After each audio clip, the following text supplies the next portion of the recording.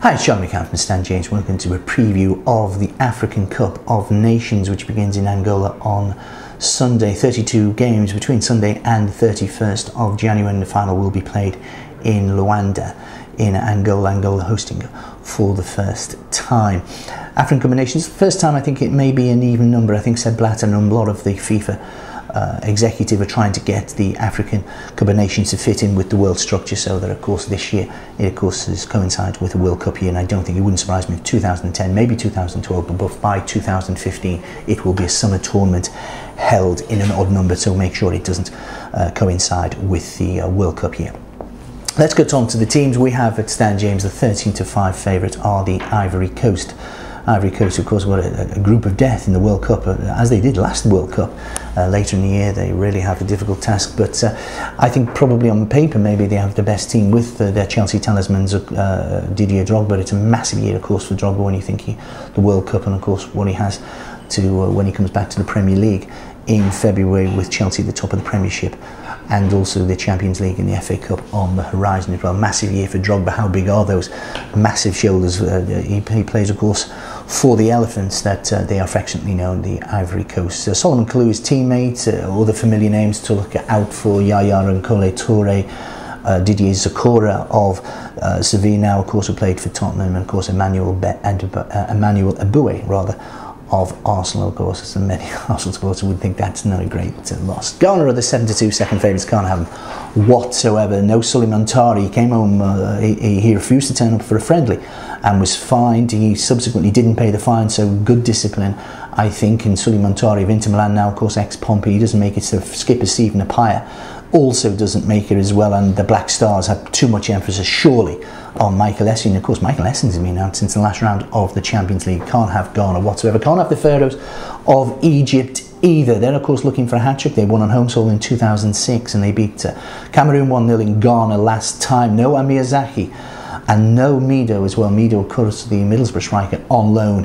at present, and Amir Zaki as well, who flattered to deceive, I think it's fair to say, at Wigan Athletic last season, and really Dave Whelan wouldn't particularly give him a reference, but it's maybe a team in transition. Of course, they didn't qualify for the World Cup in South Africa later in the year. They were beaten on two legs, in the playoff by Algeria. I just can't have Egypt for that. They are 4-1 with Stan James. I can't have them. And it's Cameroon 6-1 into 5-1. We've seen money for Cameroon. They're the team. First thing that Philippe Le Guen, the new manager, did, and discipline is I think key, and has been since, remember, Italia 90, going back that long with the Cameroon. Very talented team, beat Argentina, and were arguably lucky. It may have been discipline. I think 2 penalties Gary Lineker scored that England beat Cameroon. We said at the time that they were going to be maybe the African team to come over. Well, they've won the African Cup of Nations, I think 4 times. This will be they'll be looking for a 5th time. Eto'o is the new captain. I just think that this Cameroon side, I've been a big fan of Alex Song of Arsenal. I think it is their time for Cameroon. It's taken maybe some time to get over the extraordinary tragedy that befell Marc-Vivien Foé, the West Ham player, who was, wonderful football. I think that was in the Confederations Cup time, but I think it's Cameroon for me. 5-1 from 6-1. Then the betting then is 10-1 Nigeria, 12-1 Algeria, 10-1 Nigeria, 12-1 Algeria.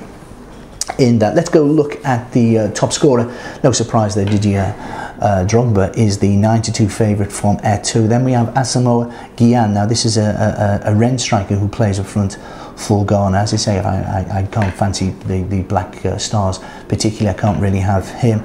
Amada Moteb of Egypt.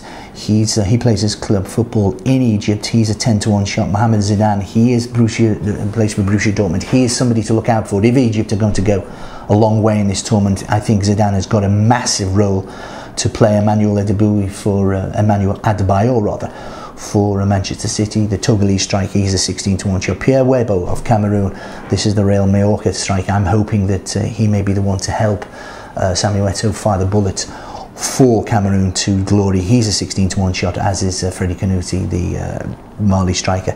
He of course plays for Sevilla, and I think it's 18-1 bar. Just a couple of games to look out for. As I say, 32 games over 3 weeks. Final Luanda on the 31st. The Group A, Algeria 11-8, Angola 7-4. Just favour Algeria here. Monday the 18th of January, that big game, Angola and Algeria.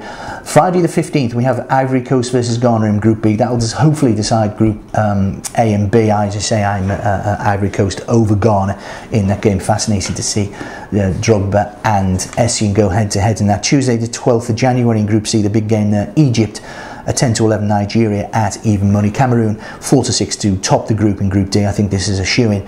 Tunisia 9-4 second best, but that's one of the reasons I do fancy Cameroon at 5-1 to win the African Cup of Nations. It'll be their 5th success. Be lucky.